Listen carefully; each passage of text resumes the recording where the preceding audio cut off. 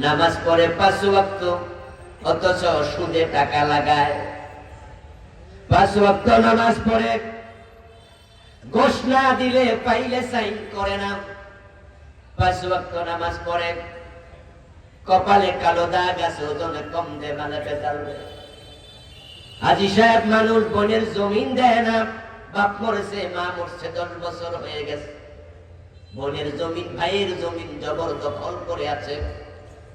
নামাজি মানুষ জাল দলিল করে, নামাজ পড়ে, আল্লাহর জমিনে আল্লাহর আইনের কথা শুনলে চেহারা কালো হয়ে যায়।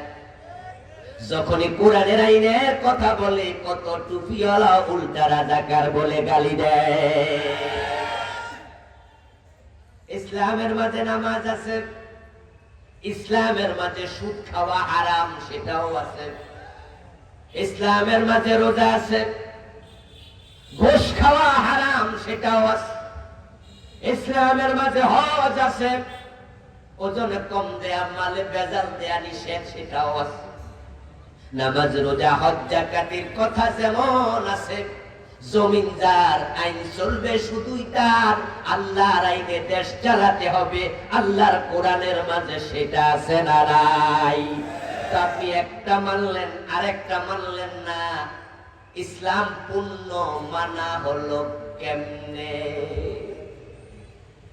এই পর্যায়ে চলছে চরম ঘাটতি। অথচ আল্লাহর বক্তব্য, ইসলামে পরিপূর্ণ প্রবেশ করো। ইসলামে পরিপূর্ণ প্রবেশ করার চিন্তা লালন করা ফরজে আইন। এই চিন্তার ভিন্নতা কুফর। এখন পরিপূর্ণ মানতে যাইয়া আমলি ক্ষেত্রে যদি ব্যতিক্রম হয়, তাহলে সেটা হবে ফিস্ক। ইসলাম পুরা মানা লাগবে, এই চিন্তা লালন করা ফরজ, বিপরীত কুফর। আর মানতে যাইয়া কিছু ত্রুটি বিচ্যুতি হবে, সেটা হয় ফিস্ক, সেটা কুফর নয়। যেমন চোখের পর্দা ফরজ, মিথ্যা না বলে সত্য বলা ফরজ, ওয়াদা লঙ্ঘন না করে পূর্ণ করা ফরজ, গীবত না করা ফরজ। কিন্তু আমরা যারা এখানে আছি, আমরা গীবতকে করিনি জীবনে, মিথ্যাকে জীবনে বলিনি, ওয়াদা 100% পালন করেছি, জীবনে একটাও ভাঙিনি। এরকম হিসাব করলে আমিও করব না, আমরা সবাই কোনো না কোনো বিচ্যুতিতে আছি। কিন্তু আমাকে যদি প্রশ্ন করা হয়, এই যে আপনি গীবত করলেন, গীবত করা তো হারাম, আমি তখন একমত হয়ে বলবো জি। তাহলে কেন করলেন? আমি বলবো সরি। এই যে আপনি মিথ্যা বললেন, মিথ্যা বলা তো হারাম, এটা তো নিষেধ, আমি বলবো জি। তো বললেন যে, বলবো আমি সরি। ওয়াদা রক্ষা করা ফরজ, কিন্তু আপনি তো এটা করেন নাই, আমি বলবো সরি। তাহলে আমার কাজটা ছিল ফিস্ক, সরি বলা হলো তাওবা। আর অপরাধ করার পরে কেউ তাওবা করলে আল্লাহ অপরাধ মাফ করে দেয়। আল্লাহ ভালো করে জানেন, তার এই বান্দাগুলো ইসলামের সব বিধান পরিপূর্ণ পালন করবে না, তারা কসুরি করবে। নবী আদমই পারে নাই, আর তার সন্তানরা কেমনে পারবে? আদম আলাইহিস সালামকে আল্লাহ তাআলা জান্নাতে দিয়ে নিষেধ করেছিলেন, ওই গাছের কাছে যেও না, যদি যাও ফাতাকুনা মিনাজ জালিমিন, জালেম হয়ে যাবে। কিন্তু তিনি তো গাছের কাছে গেলেন, হযরত আদম আল্লাহর অর্ডার লঙ্ঘন করলেন। কিন্তু আদমের দিকে তাকায়া দেখেন, যখনই অর্ডার লঙ্ঘন করে ফেলেন, মাযা কাশজারা বাদাত লাহুমা সাওআতুহুমা, যখনই গায়ের জামা কাপড় খসে পড়ে গেল, আদম আলাইহিস সালাম বুঝে ফেললেন কাজটা ঠিক করি নাই। দেরি নাই, লজ্জিত হলেন, গাছের পাতা ছিঁড়ে নিজের লজ্জাস্থান আবরিত করলেন। মনে মনে আবার ভাবছেন, ভুল তো করে ফেলেছি, এখন ভুলের সংশোধন কেমনে হবে? এর আগে ভুল করার কোনো অভিজ্ঞতা আদমের নাই, তাই সংশোধনের নিয়মও তিনি জানেন না। কিন্তু মানুষের মনের খবর সবচেয়ে বেশি জানে কে? তাই ফাতালাক্কা আদামু মির রাব্বিহি কালিমাত। আল্লাহ তাআলা কোরআনে বলেন, আদম যখন মনে মনে ভাবছে ভুল তো করে ফেলেছি, তাফিকা ইয়াকসিফানি আলাইহিমা মিন ওয়ারাকিল জান্নাহ, জান্নাতের পাতা দিয়া নিজের দেহ ঢাকতে শুরু করলেন মা হাওয়া সহ মিলে। আর মনে মনে ভাবছেন কামনা করলাম কি? আল্লাহ তাআলা কেমনে তাওবা করা লাগে সাথে সাথে আদমের কাছে তাওবার কালেমা নাজিল করে দিলেন।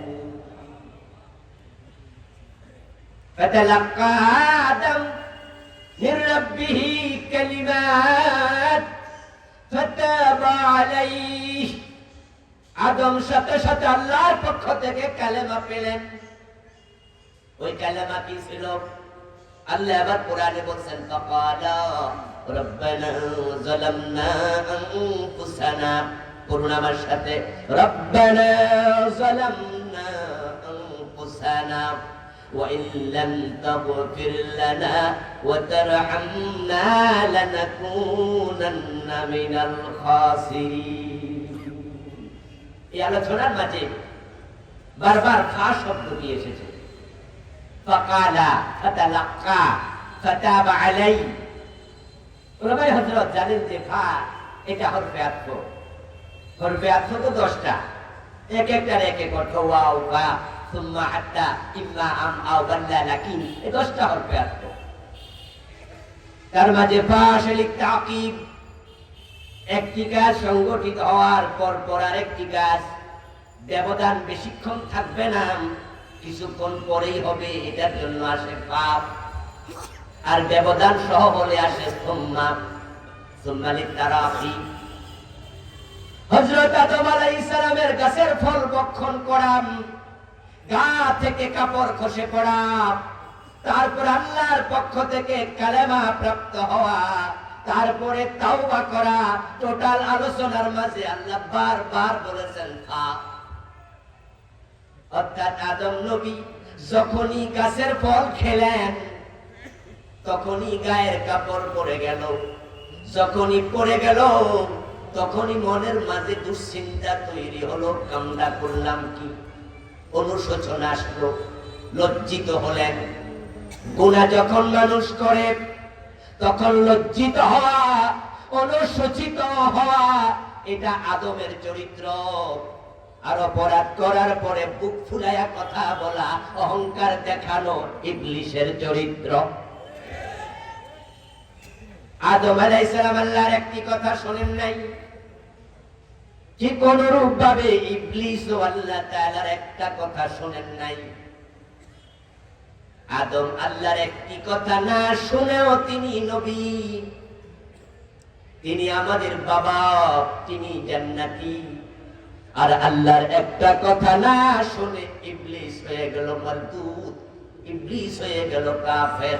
কারণ শুধু একটা আদম গুনাহ করার পরে, অপরাধ করার পরে আদম নবী অনুশোচনা করেছেন, তাওবা করেছেন, লজ্জিত হয়েছেন। আর যে তাওবা করে আল্লাহ তাকে বড় পছন্দ করেন। সুবহানাল্লাহ।